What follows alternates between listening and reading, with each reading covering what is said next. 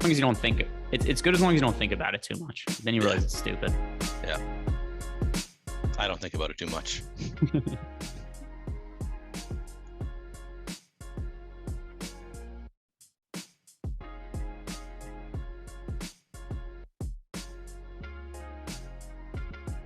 It is the Awesemo NFL Tournament Strategy Show, and as per usual on Saturday, I am here joined by former Millionaire Maker winner Neil Orfield at Player Q DFS. You guys should all be following Neil on Twitter. You should be listening closely to everything he says on this show because Neil usually has the goods to help us win some GPPs, comes with some contrarian takes, also does a really good job at looking at some of the tools we have over on Awesemo.com and really telling us how he utilizes those tools to build his lineups.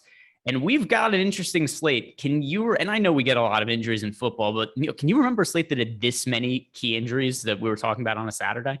No, and a lot of them are still game time decision too. So we can't really even, know for sure what's going to happen. But yeah, we've got a lot of players ruled out already. We've got a lot of game time decisions, questionable players who are more likely out, it seems to me. So yeah, we've got a ton of injuries, makes the slate really interesting.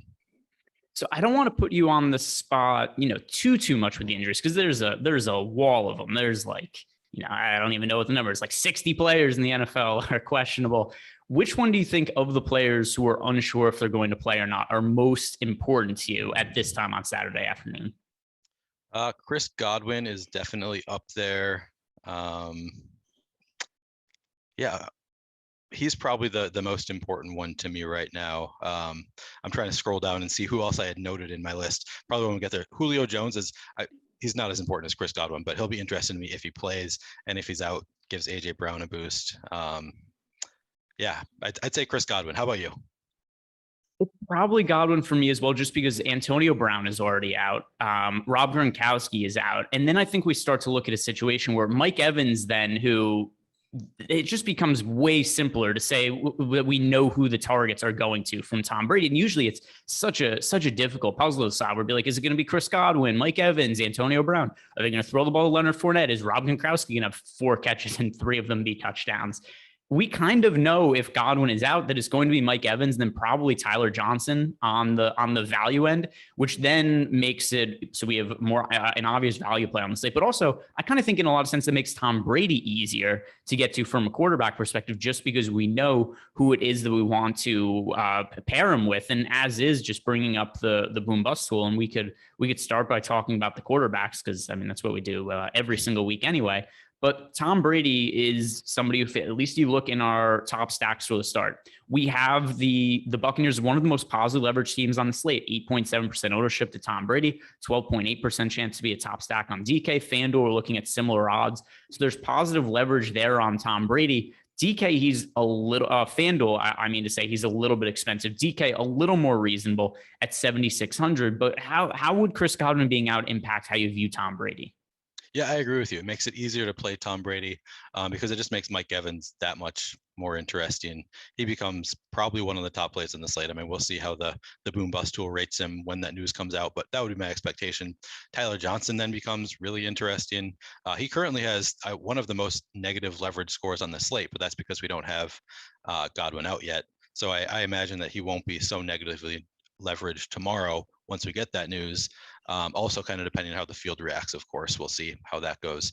But then also Cameron Brate becomes interesting. So yeah, Brady would be a lot more condensed. His receiving options would be relatively inexpensive outside of Mike Evans. So yeah, I would really like Brady against the Washington football team for 7,600. It's a really good spot. And then one other thing that I'm going to mention, you're just looking at some of the ownerships and the prices of these quarterbacks. There's a lot more popularity at the quarterback position than we normally see. There's 5 guys that are really picking up the bulk of the ownership. We have Carson Wentz, and we'll see if that changes because there's a whole weird situation with his wife about to give birth, and who knows what's going to happen there. It's certainly something that's in the back of my mind when I consider Carson Wentz. But we have Carson Wentz, Matt Ryan, Tom Brady, Justin Herbert, Josh Allen, Dak Prescott. All of these guys are projected for right around 10% ownership. And then just every other quarterback is contrarian. I can't remember a slate quite like this, but those group of guys that I just read off, and just to announce them again for the audience: Wentz, Ryan, Brady, Herbert, Allen, Prescott. Which of those guys do you prefer, or are you going to look to be a little bit more contrarian in general at the quarterback position? I think of those guys, I would say Josh Allen. And I know he's burned us all. He burned me really badly last week. And I assume that's true of most Awesemo subscribers because we all had the same information. He looked great, and then they didn't score a single touchdown. That was pretty unexpected. But that's the kind of spot that now I love it this week because that's going to drive the ownership down a little bit. He's only projected for 10.7% ownership, but he's got a 15.6% boom probability, 13.7 optimal lineup probability, and 15.6% top stack probability. And you like his receiving options as well. So I think Josh Allen, I mean, they're supposed to put up 30 points. I really like Josh Allen's chances of coming back here and looking good against the Jets. It's a very similar spot to last week, but I think that was kind of a fluke. And my expectation is that they should be able to put up some points this week against the Jets. Yeah, and we have Josh Allen and the Buffalo Bills with the best overall stack odds on both FanDuel and DraftKings. Now, with that said, that's what we had last week also. And, you know, we had, I don't remember the exact number, but I remember also I was talking about this yesterday on the stack show that I do with Gundacker, is we had the Buffalo Bills last week with like a 23% chance to be the top scoring team of the slate or something like that. The odds of them being the lowest scoring team against the Jaguars, that would have been a ridiculous proposition. And the Buffalo Bills, they only play crappy football teams apparently, and they get another easy matchup against the Jets. Josh Allen's one of the highest fantasy quarterback upside in the league. And we might see people just because of recency bias scare off him a little bit. And so I wouldn't be surprised if this ownership actually ends up being lower than what it's projected as. But I totally agree with you. Josh Allen is my favorite of the quarterbacks to get to amongst the popular ones. And then one other thing we're going to ask you about Josh Allen. Are you looking to pair him with multiple of his pass catchers? Are you looking to potentially run him naked or just one pass catcher? I mean, I think that he is a good double stack option. I think he'd be fine to run him, you know, like I've said before, I don't typically force in double stacks, but Josh Allen might be one where I give boost to his pass catchers if I'm using him so that I'm a little bit more likely to get multiple pass catchers just because they're all such good options. They throw so much. Any of the three main guys could get, you know, enough receptions, score a touchdown. They should put up a lot of points. I think it's definitely reasonable to pair him with two pass catchers. But if you just pair him with Diggs, I mean, you can hope that this is a game that Diggs finally asserts himself as the number one receiver. I don't think it's necessary to pair him with two receivers, but I'm not opposed to it either. I'd probably do plenty of both single stacks and double stacks. I wouldn't run him naked at 7,900. I just think if he gets there, he's going to take at least one receiver with him. So yeah, I'd probably pair him with one, you know, about half the time and two half the time, be my expectation. And something else to bring up about the situation is we do have Dawson Knox expected to return from injury this week. He's missed the last couple of games, so that should help at Josh Allen a little bit. But then also something else to consider, you know, is that also makes it a little harder to figure out who those individual stack options are to pair with Josh Allen. My favorite ones as of now, though, are going to be Cole Beasley and Stephon Diggs. I think those are the two that make the most sense. As for these other pricey or popular quarterbacks, I should say, we talked about Tom Brady, we talked about Josh Allen. I think I'm going to be underweight on the rest of them. Carson Wentz, Matt Ryan, Dak Prescott, Justin Herbert. These are all players that are popping up negative leverage for us. And it's just a lot of ownership going to quarterbacks who, well, I don't think it's, you know, bad spots for them necessarily. The Carson Wentz one's a totally different situation. I'm just totally scared shitless of him leaving halfway through the game. But also it's just a lot of popularity going to some of these quarterbacks when I think there's fine options on the cheap end as well.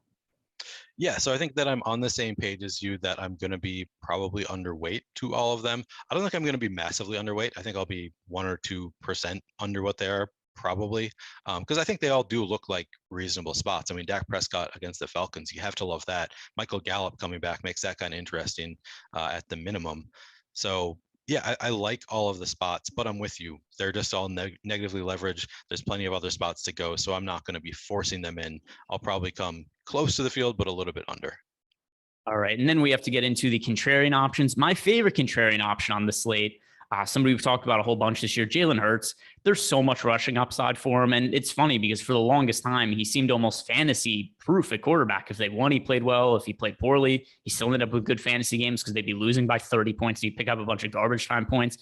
A little bit less successful for fantasy in the last couple of weeks, but I don't really mind it too much. We've seen the rushing upside of Jalen Hurts, and I think that he's a good quarterback to get to when the field is so off. And we have him projected only for 3% ownership on DK. On FanDuel, he is projected for also 3% ownership, a little bit lower, about 2.5%. So I think that's somebody I definitely want to be overweight to the field on. We have him about comparable odds to some of those other more popular quarterbacks of being a top scoring QB on the slate, just with less ownership. So one of my favorite GPP plays, Jalen Hurts. Where do you stand with him? Yeah, 100% with you. And I get why the field is down on him. The Broncos are a little bit of a scary defense. They're not expected to put up a ton of points. 21.5 is their implied team total. So I understand why people are a little bit afraid of him, but it's a total ownership play. If he's only going to be 3% owned, and he's got an 11.7% boom probability, 8.3% optimal lineup probability, I love that. I'm going to be playing some Hurts for sure. I think part of the trouble, another reason that it's a little bit difficult to get to him, is you don't know who to stack him with. It's not very obvious if it's going to be Davante Smith, if it's going to be Dallas Goedert. He's only got a 3.6% top stacks probability, which always, makes it hard for me. It's easier for me when all of those numbers kind of line up. Now I'm thinking, do I want to be stacking him? I'm probably not going to be running Hurts naked at 6,500. Again, I think that's a high enough price tag that he probably needs to take one receiver with him, but I'm also probably not going to be double stacking Hurts a ton. It'll probably be just single stacks. Who do you think you're going to be pairing Hurts with, if anybody? I think Dallas Goedert makes the most sense just because tight end is generally a fairly difficult position to fill. So I like getting the correlation there. But if there's one quarterback on the slate that I had to play naked, it would be Jalen Hurts, just because I think there is potential for him to put up that game where it's like, hey, Jalen Hurts, 80 rushing yards, a rushing touchdown. He throws for 200 yards, which fine, add some overall fantasy points to him, but not enough to make any of his wide receivers super relevant. So Jalen Hurts, I'm actually okay with playing individually naked, but Dallas Goedert is my favorite stack option with him. Okay, that makes sense. And then as for these other contrarian quarterbacks, which ones stand out to you the most? Ben Roethlisberger looks really good. No Chase Claypool this week. That's confirmed, right? He's out. Not questionable. I believe so. There's so many injuries, hard to keep track. Yeah, okay, that's what I thought. Yeah, no Chase Claypool. So it's going to be more condensed to Deontay Johnson, and James Washington is kind of interesting to me. And then even Pat Freiermuth looks really good in the tools. So I'm going to be playing plenty of Ben Roethlisberger at 5,600 against the Lions. They're expected to put up 25.5 points as their implied team total. So they should be putting up plenty of points. The top stack odds look good for a quarterback who's only projected for 3.7% ownership. He's got a 6.1% boom probability, 5.2% optimal lineup probability, and then, like I was saying, 7% top stack odds. So those are really nice numbers for Ben Roethlisberger. And I always like picking on the Lions defense. So yeah, give me some Roethlisberger. Yeah, and just to double check, Chase Claypool toe injury has been ruled out for Sunday's game against the Lions, according to Teresa Varley of the Steelers official website, apparently. So yeah, Chase Claypool will not be playing, and once again, it's one of those situations. There is a lot of depth at wide receiver for the Steelers. We've seen Freiermuth. We've seen him play a decent role this year. We've seen obviously Deontay Johnson, and he's somebody who always makes sense. So I think that still there are receivers that we could get to from the Steelers that doesn't make this so situation with Roethlisberger where it's like, oh, we have nobody to pair him with. I think that both Freiermuth and Deontay Johnson are pretty strong options for this slate. So I definitely agree with you. I want to get your take on Aaron Rodgers because he is cheap, and I don't know if it's just a situation of everything that's gone on with him off the field where that's getting in people's minds here. But Aaron Rodgers at 7,100 on DK project for 3% ownership.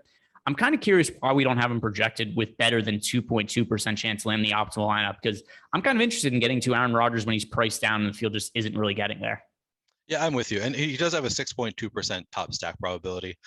So that kind of leads me towards, yeah, sometimes I generally prefer looking at the boom and the optimal odds more so than top stack odds. But this is a case where it just makes sense that you would think that Aaron Rodgers should do well against this Seahawks defense.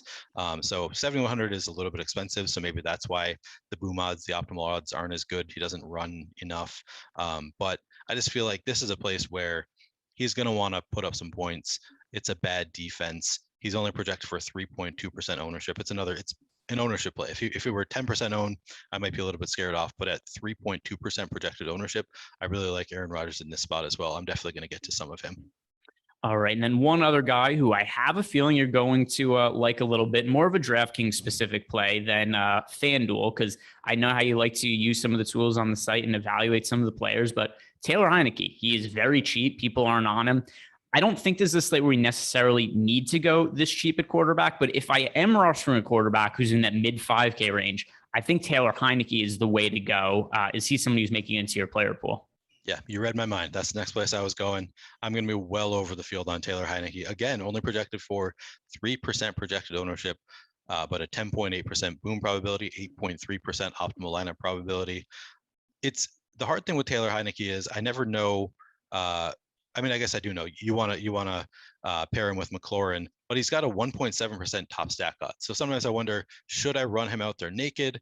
I think this week, even with the 1.7% top stack odds, I'm still probably not going to run him out there naked because, the reason that he looks good, I think in this spot is because the Buccaneers are a pass funnel defense. So I think that he does kind of need to do it through the air. And he is also not like a huge rushing quarterback like Jalen Hurts. Sometimes I think that he is. I think that I've kind of fallen into that trap before because he had such a, the game that he came in last year, I forget why he came in, but he had a great run and was kind of looked like a really great rushing quarterback. Alex Smith got hurt. Alex Smith got hurt. That's what it was. Yeah. But Heinicke's only averaging 29 rush yards per game this year. He has one great rushing game. A couple weeks ago against Green Bay, he rushed for 95 yards. So I guess he can do it on the ground, but that was kind of an outlier. He hasn't really gotten anywhere near that. I think his highest outside of that game was 43 rush yards in a game. So he's not someone like Jalen Hurts where you're really hoping that he does it on the ground in general. And then especially against the Bucs, I think he's more likely to get there through the air. So I think I will be, I'm not going to be probably running Heinicke out there naked this week. I'm probably going to be pairing him most often with Terry McLaurin. What do you think you're going to do with Heinicke? Yeah, pairing him with Terry McLaurin. Also, Terry McLaurin is a run back in some Buck stacks. So there's a couple things going on here. First, Tyler Heinicke is very cheap. He's also not picking up ownership. They let him throw the ball a ton when they're losing, and Washington is losing a lot, and they're going to be losing in this game in all likelihood as well. We've seen some weird things happen in football games, but still, Tampa Bay is about 10-point favorites in this game. And Taylor Heinicke, listen to this passing output the last few games: 39, 37, 39, 41, 33 pass attempts. I'd be fairly surprised if he doesn't throw the ball 35 plus times in this game. And a lot of it could be against prevent defense in the fourth quarter. So this could be a game where people roster Taylor Heinicke as a contrarian option, be like, what the hell? This guy has 6 fantasy points at halftime. And then you get into the fourth quarter and he just throws, like 2 garbage passing touchdowns. So they lose like 40-20 or something like that. And all of a sudden he looks pretty decent. We see that win football GPPs all the time. So I think that's something relevant here. The amount of times that we've seen Washington be willing to allow him to throw the football. And then just this also sets up as a really good game script for massive passing volume. Yep. Love it. I'm going to be doing that. Before we move on to running backs, I have a question for you. What do you think about Ben Roethlisberger with just Najee Harris? Would you ever do that stack, or would you always want a receiver in there as well? Not to me, Najee Harris is basically a wide receiver. I mean, not basically a wide receiver, but he could function as a wide receiver. And there's a handful of running backs who, when I'm setting my stack rules in Fantasy Cruncher, I'll make specific teams that can be stacked with quarterbacks that can be stacked with running backs. And Najee Harris is certainly one of the ones that makes sense. So I'm just going to pull up his game logs right now. But I mean, we've seen him. This was obviously a crazy outlier game. He's got as many as 19 targets in a game this year. We saw week 3 against the Bengals, 19 targets, caught 14 passes for 102 yards. Is that going to happen again? No, but we've seen a whole bunch of games where he gets targeted 5 to 7 times. And then you just consider all the injuries that the Steelers have in the passing game. And I think that it makes sense that Harris could play a bigger role in the passing game. So yeah, I think that he is one of the running backs that makes sense to stack with to make sense to stack with their quarterback. Glad to hear. I don't think I've done it in the past, but I think that I'm going to start including him in that group of quarterbacks who can be just paired with their running back. Yeah. So the ones that I have been doing it with this year are Cordarrelle Patterson. Christian, I mean, not as much this year because he hasn't played, but Christian McCaffrey I've done in the past and will be willing to do it on this slate. Najee Harris I've done this year, and then Austin Eckler being the other one with Justin Herbert, because Eckler's somebody else who ends up getting massive passing work in some of these games. Week 8 against the Patriots, he had 10 targets. Week 6 against the Ravens, 7 targets. So that kind of upside in the passing game for running back, and I'm good with sticking them with a QB. Yeah, I think that my group is pretty similar. It varies for me a little bit week to week. I think sometimes I have Chase Edmonds in that group as well. But yeah, I think that typically those are my running backs that I allow to be just the stack with a quarterback as well. But I don't think that I've had Najee in there so far. But yeah, I'm definitely going to add him because that's he gets enough receiving volume that it makes sense. Oh, we do have a question from our guy Nolan Kelly, who helps with a lot of the content and organizing schedule and for us over at Awesemo. He does have a specific question for you. And by the way, there's no one way to win at DFS. This is not something I would do, but Nolan did point out that Whistles Go Woo played 100% Matt Ryan in the Millie Maker last week, and he just wants to know in general, what are your thoughts on that? So it's not something that I typically do. I never lock in players, But it is. Yeah, especially not a quarterback. Yeah, that's pretty bold. But Whistles Go Woo is a pretty sharp player. You see other, sharp players do that as well sometimes. There was a guy, it might have been Parlay Picker. This is an MMA slate, but I think he locked in like 3 MMA fighters, and then he ended up winning the whole thing. So it can work. I'm not opposed to locking in players. If you feel really strongly that a player is under-owned and you think that he's got a shot to go off, I'm not opposed to the strategy. It's not something that I do very often in football, and like you said, especially with quarterbacks, but really ever in the NFL. If I'm 150 max and it's not something that I've been in the habit of doing, I'd be more likely to completely fade a player. I do that sometimes, even with super popular players, but I'm not typically locking players in. Yeah, and if I was going to lock it, with that said, we could actually transition to running back on this. Because we were just talking about how you don't typically lock in players, neither do I. There's a lot of variance in football. If there was ever a player to lock in this year, it might be D'Ernest Johnson, because there is everybody out for the Browns basically, except for him in the backfield. So no Nick Chubb, no Kareem Hunt. The last time we saw the situation for D'Ernest Johnson, he had 22 carries for 146 yards and a touchdown against the Broncos. He also had some involvement in the passing game, 2 targets. Could have been more, but they were leading in that game, so just ran the ball with them more. I know you said you don't like to lock people in. I'm fairly close with D'Ernest Johnson. My initial build had 97% D'Ernest Johnson. How much of him do you think you're going to end up with your lineup in your lineups? I won't have that much. My guess is I would be about 50%. Yeah, I agree with you. He is the kind of player that you can lock in if you were going to lock somebody in, because he's got such a great boom probability, and currently he's only projected for 26.4% ownership. So if that ownership holds, he's a player that it might make some sense. I would caution anybody who's thinking about doing that, obviously do it with your eyes open. There are a lot of ways in football for a player to not get there. D'Ernest Johnson, the obvious one, he could get hurt. The game script could get away from them. Baker Mayfield could throw a few pick sixes, throw a few interceptions. They just don't have the ball much in the game. Football games, I think sometimes in our heads we overestimate how long football games are, and they can be, if there are a lot of touchdowns, they can the game clock can seem to go forever, but sometimes teams can just run out the clock, and especially teams like the Browns and Patriots, they can move pretty slowly, so it might not be a particularly high scoring game. There are a lot of ways for him to just not get there, but then in particular in this scenario, he could put up 20 points and still not be optimal, just because this week, unlike last week, we've got a lot of pay up options at running back who could do great, who I think look really great. So it wouldn't be that shocking. He puts up 20 points and then a few other guys put up 35, and the cheaper wide receivers are close enough to the expensive wide receivers that they don't offset, and that he ends up not being optimal, even if he does have a really good game, which I would expect, as you were saying. He's in a great spot. I plan to have plenty. I just would caution people, if you're playing 150 lineups, there is a lot of risk there. Even if he projects really well, there is plenty of risk still, even with a running back. And one thing I'm going to add to this also is something about the build that I made this morning for the show, just to see what my exposure would be. That could change. That's probably going to change by tomorrow. We have D'Ernest Johnson projected for 26% ownership on DraftKings, 27% on FanDuel. I would be stunned if he's only that popular come tomorrow. I expect he's going to be more. If he actually only has that ownership, that's what gets me to nearly 100% of him. If he ends up being, 50, 60% ownership, I think is probably a little more likely to happen than the 25%. Then that changes what my ownership ultimately ends up being. But the 27%, if he's actually somebody, he's by far the best play on the slate and just crazy under-owned. Yep, I agree with you. Yeah, I might even be higher. If he holds at this ownership, I might be higher than 50%. I just don't think that I would get to 100% in that scenario, even just because of the risks involved. And, I like to be live, even if something goes wrong, I guess.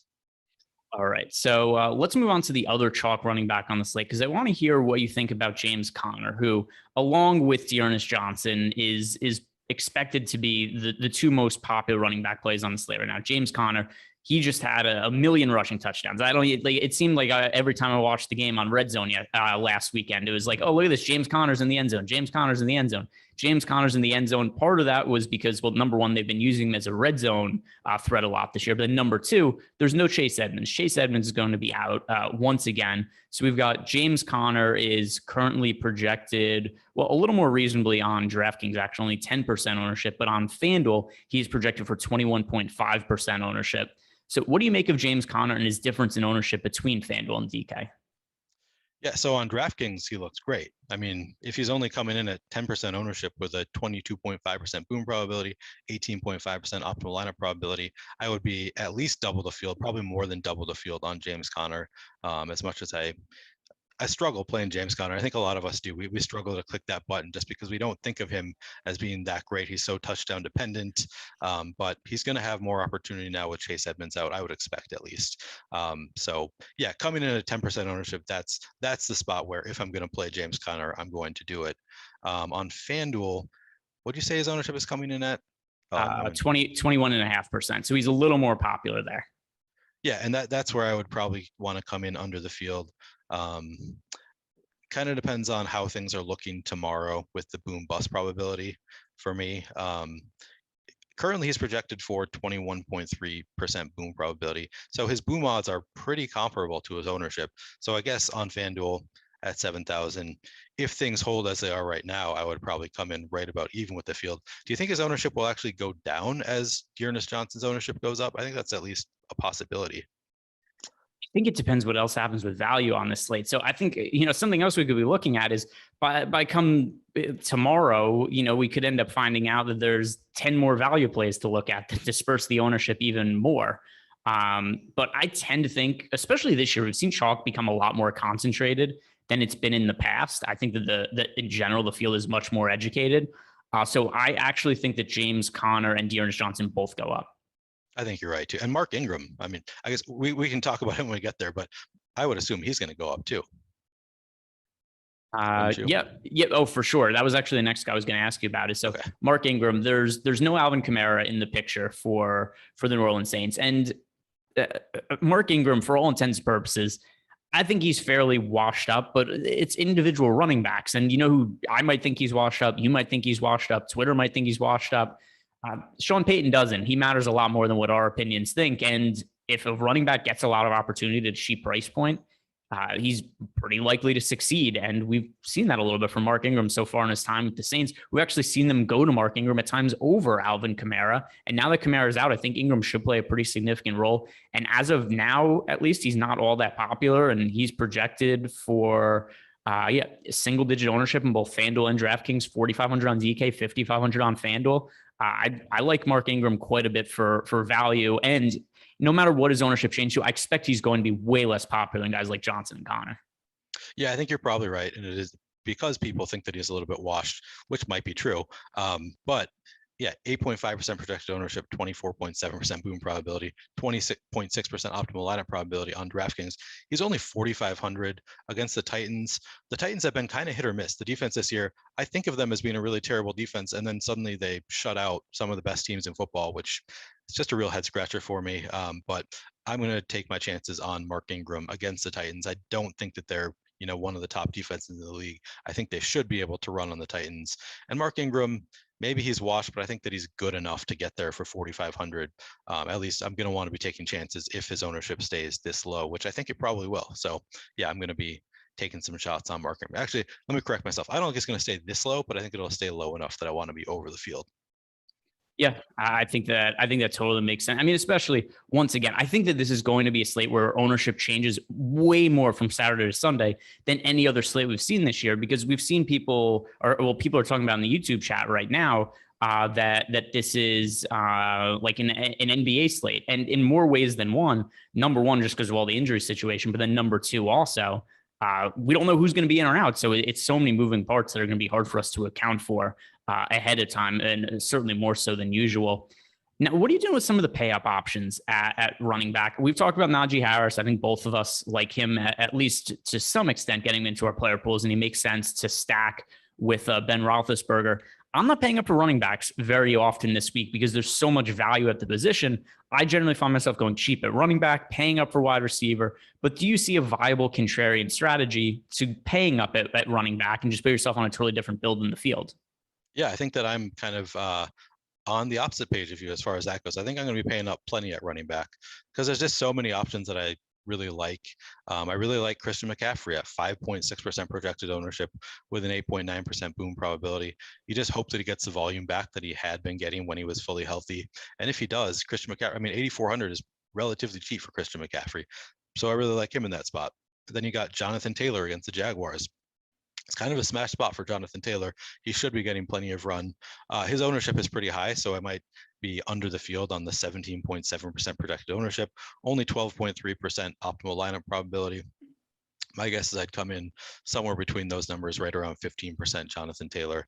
Dalvin Cook, I love against the Chargers. They're just such a run funnel defense. Of course, he does appear to be over-owned, so they all look like they're going to be a little bit over-owned, but I'm still probably going to be over 10% on all of these more expensive guys. So I guess I'm not totally on the opposite page of you because I'm expecting to get to a higher number on guys like Dearness Johnson, Mark Ingram, some of the cheaper guys, but I still plan to have over 10% of a lot of these more expensive guys. They're all, they're viable pay up options, which we didn't have last week at all. We've got several this week. Dalvin Cook, I'm expecting again to be around 15%. He's projected for 17.6% ownership, but he's only 10.5% optimal. So you don't love that, but the spot looks great for him. Najee Harris, yeah, we talked about him against the Lions, looks great. He might be the one that I'm highest on. I'm probably close to 20% Najee Harris. Austin Eckler, again, projected for 18.5% ownership with an only 14.1% optimal lineup probability. You don't love that, but it's still a relatively high optimal lineup probability. So I would expect to be right around 15% of Austin Eckler. I don't know what to make of Zeke. So he looks good, but he was also kind of banged up last week. So that kind of scares me a little bit. I don't know that I want to get over the field on him, even though he has a 17.4% boom probability. I'm not sure that factors in the injury situation enough that he might be banged up, might not get full run. So I don't think that I'm going to be playing a ton of Zeke against the Falcons, even though I love the spot. If he is healthy, maybe I'll be just paying attention to reports. And, if it sounds like he's doing great, feeling great, I'm going to be playing more Zeke. Otherwise, I might consider, and this is not a pay up option, but I might consider a little bit of Tony Pollard just as a contrarian option. Not a ton because there are so many pay down options that are in smash spots that you just like better. But if we don't get word that Zeke is, feeling great, I might take some shots on Tony Pollard just because I think he is an electric running back. He's only 4,600 and he's in a great spot against the Falcons. So I'll probably take some shots there. Are you going to get to any of those pay up guys, or are you just completely fading them? Not with any kind of regularity. Let me go back to the build that I made earlier, and Najee Harris, the one popping up most commonly because I like getting to Ben Roethlisberger a little bit. But I mean, other of these guys, sub 10% Dalvin Cook, sub 10% Austin Eckler, sub 10% of Zeke Elliott, sub 10% Aaron Jones. So not really. It's a lot of going to guys like Mark Ingram, James Conner, Dearness Johnson, and then just other guys mixed in a lower percentage. So not really for me. There's nobody who's a priority. It also just one question I have for you to make it, maybe a little clear. If somebody is playing one entry and they wanted to pay up for a single running back, and they were to ask you, Neil, I can only pay up for one running back this week, which one would you tell them is the best option? Probably Najee Harris. Yeah, that would be my answer as well. Yeah, gotta love playing against the Lions, and he's talented. He has so many opportunities. I think it's got to be Najee for me. All right. And then any other running backs here that are going to be important to you? There's so much value at the position. I do think I'm going to be pretty condensed to the guys who just project really well on a points per dollar basis, with just some other guys mixed in at like 5 to 10%. But anybody we've not mentioned that you think is going to be important to you? Yeah, I'll definitely have, just moving down again, I'll have some shares of Aaron Jones, some shares of DeAndre Swift. I think they're both in spots that they could do really well. Aaron Jones, 6,900 just seems cheap for him against that Seahawks defense. They should be putting up a lot of points. He could have 3-4 touchdowns. He does that sometimes. Wouldn't shock me if this is one of those games. The only concern there is that A.J. Dillon is more and more involved. So, You don't really know the direction they're going to go there. But at 6,900, I'm willing to take that risk. I'm probably going to be over the field at 13.2% projected ownership. I'm going to be over the field on Aaron Jones. DeAndre Swift, it's tough for me. So the Steelers defense is kind of hard. I don't really like to target them, but if I'm playing a lot of Ben Roethlisberger, that'll probably drive up my DeAndre Swift a little bit. I'll probably be right around the field. I don't think I want to get too far over the field on the 11% projected ownership for DeAndre Swift, but I'll probably be close to the field. We've talked about Cordarrelle Patterson. I'll get to some Patterson. James Robinson looks okay. Do you think you'll get to any AP, Adrian Peterson, against the Saints? I don't want anything to do with the Titans running back situation. And there's so many guys they gave touches to last week, and I think all of them kind of suck, which is also something that's pretty important to the situation.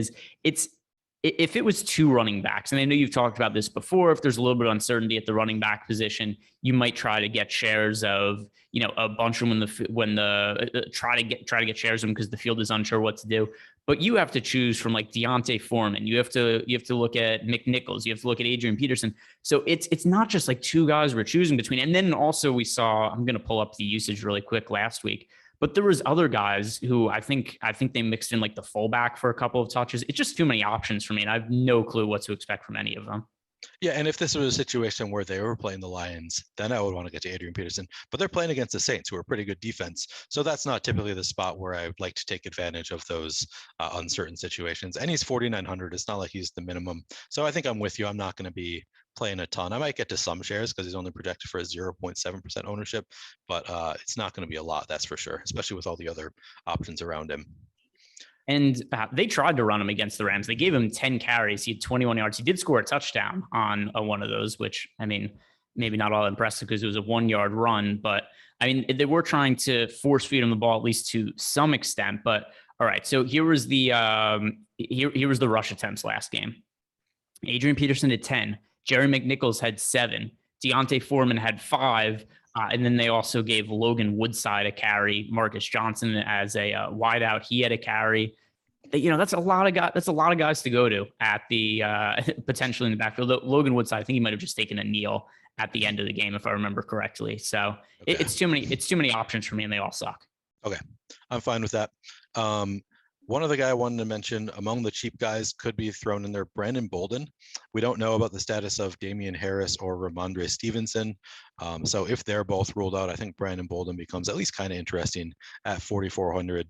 The Browns defense is decent, so it's not like a smash spot necessarily, but I would expect, because we're getting the news pretty late, that he'll be pretty low owned. And at 4,400, I'm definitely going to want to be over the field on Brandon Bolden if we get the news that Harris and Stevenson are out, or even if one of them is out, I still might consider it. He get some receiving work, so that would make him interesting.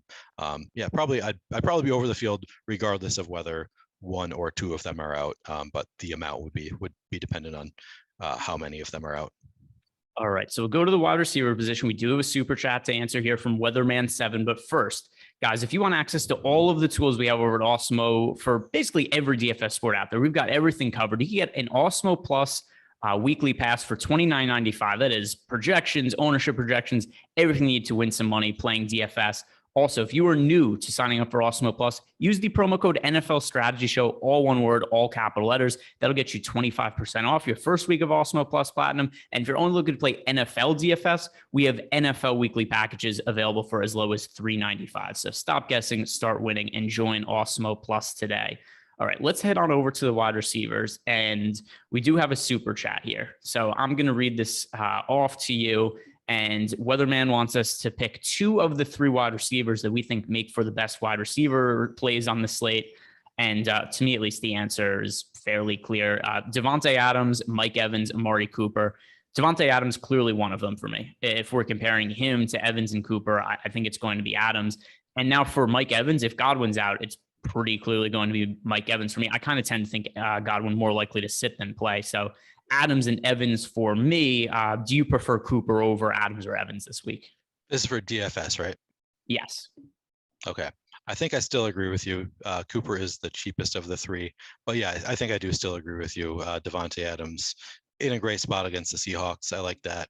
And then Evans, yeah, if Godwin is out, then Evans becomes just a great play. So it'd probably be those two for me. If Godwin is in, it becomes a little bit more interesting. It might be actually Davante Adams who I would sit in that scenario just because he is the most expensive. It's closer. I mean, it's all kind of based on your lineup construction. I don't think that there is necessarily a right or wrong answer, except that if Godwin is out, I think Mike Evans is the obvious play of those three. But I think I lean your way. I think I'd lean to Davante Adams and Mike Evans. Yeah, and we could start here by talking about Davante Adams, because as of now in the build I made, Adams is my most rostered wide receiver.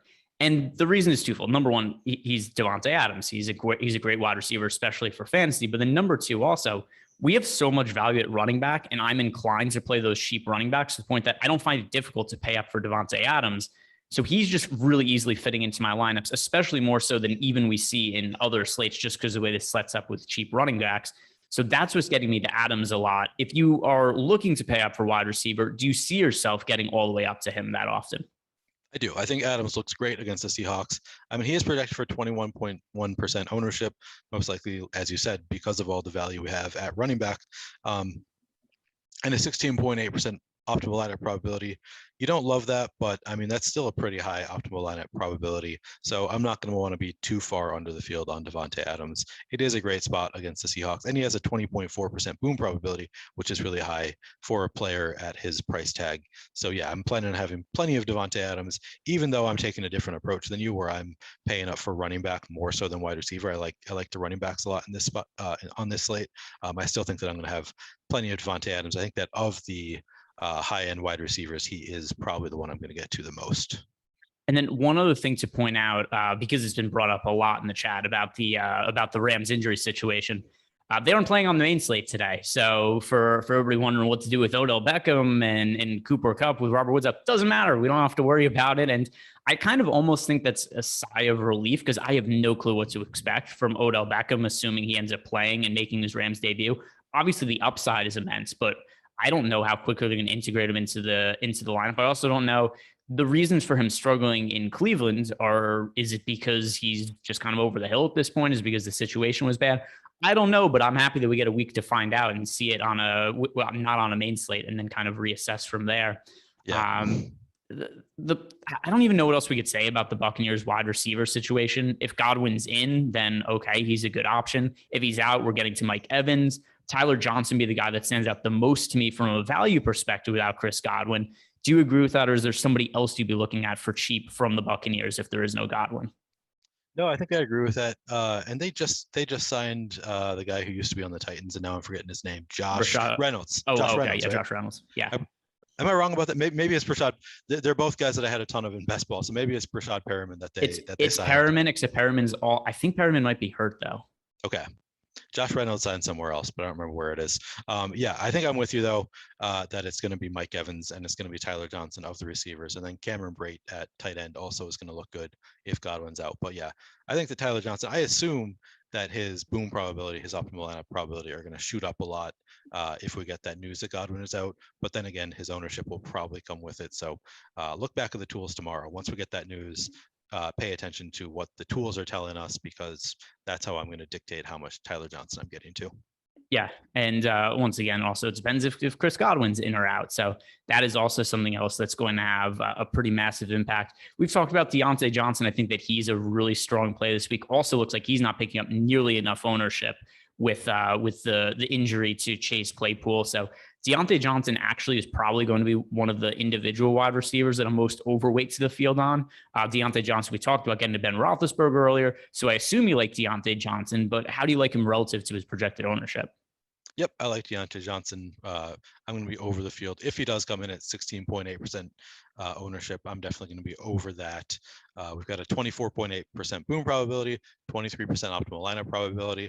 I mean, the Lions are just a team that you can pick on. He's only 6,800, so he's not, he's a full $1,100 cheaper than Davante Adams. So he's not the same kind of pay up option as Adams. I really like Deontay Johnson in this spot if the ownership does stay that low. And then I'm also going to get to James Washington. I mentioned him earlier. He's only 3,500. He allows me to get up to some of those expensive running backs that I like on this slate. So I'm guessing I'm going to have more James Washington than you are, just because we prefer different pay up options. He's only projected for 4.6% ownership, but a 6.2% boom probability, 5.8% optimal lineup probability. So I like that. I'll be over the field on James Washington as well. Yeah, no, I think that is totally sensible. If I'm going for a cheap wide receiver, I don't know that there's anybody as of right now I like more than James Washington at 3,500. We've seen him with big play upside in the past, and who else is Big Ben going to throw to? We could see Deontay Johnson and Najee Harris each with double-digit targets. That wouldn't be the most insane thing ever. So certainly a possibility. Any other wide receivers right now that are really catching your eye? I mean, we talked about the Bills receivers a little bit. I'm going to go back to Stephon Diggs. I'm going to let him burn me once again. He's only projected for 7.4% ownership. I really like that for 7,500 against the Jets. They should be able to put up some points. We talked about Beasley. You like Beasley. I like Emmanuel Sanders as well. He's only projected for 4% ownership, but a 7.1% boom probability, 5.9% optimal lineup probability. So I'll be over the field, I think, on all three of those big Bills receivers. Terry McLaurin, I mean, we talked about Heinicke earlier. Terry McLaurin's the most obvious pairing, I think, with Heinicke. He's only projected for 5.5% ownership, but a 6.3% boom probability. I like that. He has 3.9% optimal lineup probability. Don't like that as much, but I'll be playing some Tom Brady. He'll be a great bring back option in the Brady stacks, and then of course I'll pair him with Heinicke as well. So I think I'll get to plenty of Terry McLaurin. Keenan Allen and Mike Williams. I was hoping to be over the field on Keenan Allen and under the field on Mike Williams, but the ownership came in a little bit different than I was hoping for. Keenan Allen projects for 17.8% ownership with a 16% optimal lineup probability. Mike Williams projects for 6.9% ownership with an 11.2% optimal lineup probability. So in the end, I'm probably gonna end up being over the field on Mike Williams, under the field on Keenan Allen. Excuse me. But I think that I will get to plenty of both of them. Even though I don't think that I'm going to be playing a ton of Justin Herbert, I'm still going to get to those receivers individually. I mean, all of the Colts receivers all look pretty good against the Jaguars. Do you think you're going to get to any of Pittman, Pascal, or T.Y. Hilton? They all look like they're positively leveraged to some extent. Do you have any interest in those guys? I do a little bit in Hilton at 4,700 on DK, and on FanDuel, T.Y. Hilton is priced at 6,000, which, about a comparable price tag from DK to FanDuel. Yeah, it's really hard for me to bank on T.Y. Hilton, number one, being healthy and finishing a game, because that seems like something he's just not been able to do over the last couple of years. But I still think there's some upside in T.Y. Hilton. There's also a little bit of wonkiness with Carson Wentz in the quarterback situation. But just because T.Y. Hilton is so cheap and so unowned, I think I have him like 10% in the build I made. Let me go check that. And 9%, which, yeah. So, I mean, just you're getting T.Y. Hilton. We know that he's a wide receiver with talent. It appears that he is potentially healthier right now. So that would be the guy that I prefer from the Colts, just for that reason, price tag and ownership. Okay. I like that. And I'll just touch on a couple more receivers. I wrote down way too many, but we are pressed for time a little bit, so I'll just go quickly. I kind of like all of the Cowboys receivers. I think, they're going to put up points against the Falcons. So I like CeeDee Lamb and Amari Cooper. Michael Gallup is not currently in the boom bust tool. I assume he'll be added once he's activated. But the expectation is that he will be activated, and he's only 4,000 against the Falcons. So I think Michael Gallup is somebody that you could go to if you're looking for a cheap wide receiver. Jarvis Landry is one that I think that we really need to touch on, because he's only projected for 4.8% ownership, but he's got a 12.6% boom probability and a 15.6% optimal lineup probability. Did you get to a lot of Jarvis Landry? I'm not sure I'm going to be overweight to the field on him. I'll start with that. There's no doubt about it. If he's 4% on him, I'm going to be overweight to the field on him. And I played a lot of. Did you end up playing a lot of Jarvis Landry last week? I did. He burned me. Yes. Yeah. It went very, very poorly. And I think in hindsight, he was probably not nearly, I mean, obviously it didn't work out, but I mean, sometimes you could look at guys you were on or not on. You could say, was the process good? Was the process bad?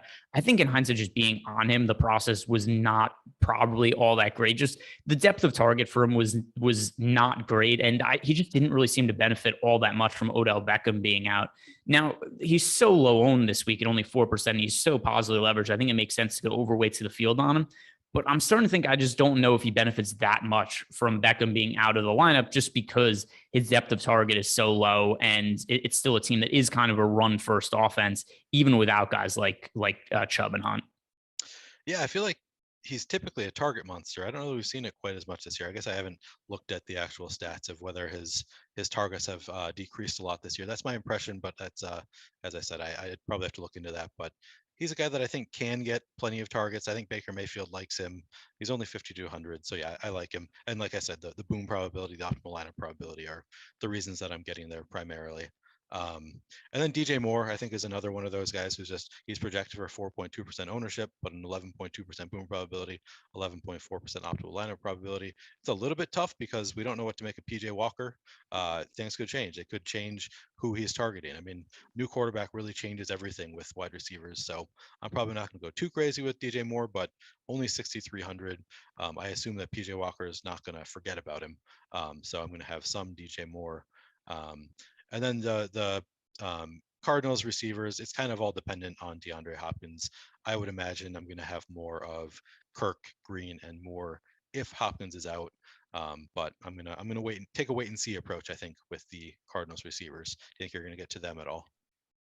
My preference is James Conner with the wide receivers. I do want to see I want to see some updates on Kyler Murray just to know how healthy he is, because obviously Colt McCoy being a quarterback would be a suboptimal situation for the Cardinals for sure. But I think that just because I want to get to James Conner a lot, that's going to really inhibit the kind of exposure I would get to the wideouts there. Yep. Okay. I agree with that too. Yeah. Both Hopkins and Murray obviously make a big difference in whether I want to play those guys. Anybody else you want to touch on? No, we can move on. I'm just going to shout out that today's show is sponsored by No House Advantage, which are bringing a totally different way to play daily fantasy sports. It's still DFS contest, but it's player prop based. So you make a lineup card, and there's a bunch of player props that are over 500 props that they have per day over on No House Advantage. You give them a confidence interval 1 to 10, 10 being the one you're most confident in, 1 the least. And then if your prop hits, you get 10 points for it. If it's a 10-point, if you get 1 point if your 1 point prop hits. So obviously the goal, get as many points as you can, move up the leaderboard. And if you're new to the site, use the promo code Awesemo and get up to a $25 deposit bonus. Good way to enter some contests and get your bankroll going over on No House Advantage. All right, so let's get over to the tight ends, and we are a little pressed for time here, Neil. So I'm just going to ask you, just kind of like broad picture, who are your favorite tight ends to target this week? Dalton Schultz looks incredible in the tools. Both of the tight ends in the Cowboys-Falcons game. I'm going to have a lot of Dalton Schultz. I'm going to have a lot of Kyle Pitts. Kyle Pitts, I feel like I keep going back to him and he keeps burning me, but I'm going to keep doing it anyway. He's only 5,800 as the most expensive tight end on the slate. That's not going to scare me away. He's got a 22% boom probability at only 15.3% projected ownership. I really like that. I think they're going to keep targeting him, and I think that he's going to have a big game one of these weeks, and I would expect it to be this week against the Cowboys. I think he should do well. And like I said, Dalton Schultz only projected for 6.8% ownership, but 17.8% boom probability, 17.5% optimal lineup probability. I really like that. I'll have some Goddard, I'll have some Ertz. Pratt Freiermuth actually looks really good. I thought that he would be a negative leverage kind of play this week after he went off last week, but he's only 3,900 against the Lions, so I guess it makes sense. But he's only projected for 9.1% ownership. I would have thought that would have been a lot higher this week. So I'm going to be over the field. He's got a 16.9% boom probability, 15.3% optimal lineup probability. And then Cameron Brate, kind of depends on whether Godwin is out. If Godwin is out, I think I'll get to a little bit more Cameron Brate than the field. He's only 2,700, projected for 4.6% ownership. I'll be paying attention to the tools, like with the receivers. I'm going to look at the tools once we get that news, and then I'll decide. But I think that I'd probably get over the field on Cameron Brate. Are there any other tight ends that you really love this week? You fired off the important ones for me. I will say in my build, the three that I'm getting to the most, it is Kyle Pitts, Dalton Schultz, and Pat Freiermuth. It's just that Steelers wide receiver situation. Now that we're taking Chase Claypool out of the picture, as is Freiermuth's gotten a bunch of targets lately. The last 3 games, 6 targets, 7 targets, 7 targets. That's a good amount of workload for a 3,900 tight end. And I think he's a really good pivot off of Dan Arnold. For whatever reason, Dan Arnold is super popular every single week. And I haven't played that much Dan Arnold this year. He's had some decent games, but there's always cheap tight ends I like more than him. And if this ownership holds true, I'd much rather play Pat Freiermuth at 3,900 than Dan Arnold at 3,500 when we're getting less ownership on Freiermuth. Kyle Pitts is a pay-up option. Really like getting to him. He's been really inconsistent this year, which maybe not to be unexpected for a rookie tight end, but the ceiling is certainly there. We saw week 5 against the Jets, 10 targets, 9 catches, 119 yards and a touchdown. Week 7 against Miami, 8 targets, 7 catches, 163 yards. So it's spotty production, but obviously capturing the ceiling is what is going to look most appealing at the tight end position, where it's hard to find upside. So we're pretty short on time here, Neil, but I'm just going to really quickly ask you to close the show. If you're making a single entry lineup, could only make one stack this week, who is it that you would be going to? It's going to be Roethlisberger, and now then I get to the tough spot. Who do I want to pair with Roethlisberger? I'll just go with receivers. I'm going to go with James Washington and Deontay Johnson. How about you? Okay. I was actually going to say Roethlisberger with Freiermuth and Deontay Johnson. So yeah, I mean, we're short on time. I think we're both on the same page there. So both of us are going to be on the Steelers this week. Let's go Ben Roethlisberger, Deontay Johnson, Pat Freiermuth. Everybody, thank you for listening. Do us a favor, hit the like button, subscribe to the YouTube channel. Lots more content coming up, and good luck this weekend.